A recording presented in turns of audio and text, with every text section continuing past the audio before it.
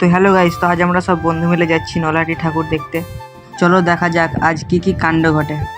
এই হচ্ছে সেই বাউটিয়া যেখানে এবার 4 ধাম হয়েছে। তোমাদেরকে আসার সময় এর রাতের ভিউটা দেখাবো।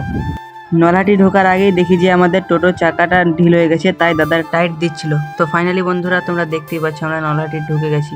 চলো দেখা যাক আজ কতগুলো ঠাকুর দেখতে পাচ্ছি।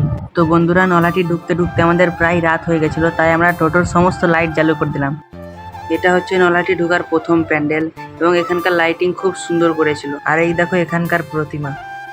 ঠাকুর দেখতে দেখতে খুব ক্লান্ত হয়ে গেছিলাম, তাই একটা স্প্রাইট খেয়ে নিলাম। স্প্রাইট খাওয়ার পরও গরম লাগছিল, তাই আমরা একটা পাশের মলে ঢুকে গেলাম এসির হাওয়া খাওয়ার জন্য। আরে ও দিদি একটু সাইড দাও না, দেখতে পাচ্ছ একটা বড় সেলিব্রিটি যাচ্ছে। তো ফাইনালি বন্ধুরা আমরা মলে ঢুকে গেছি এবং আমার একটু একটু ভয় লাগছিল, কারণ আমরা এসির হাওয়া খেতে ঢুকেছি, তো সেই জন্য মলে ঢুকে মনে হচ্ছিল যে কাশ্মীরে চলে এসেছি ভাই। আর এখানে দেখো সব পারফিউম লাগাতে ব্যস্ত, ফ্রির মাল কি কেউ ছাড়ে? আর আমি এখানে একটা শাহরুখ খানের পোজ দিলাম।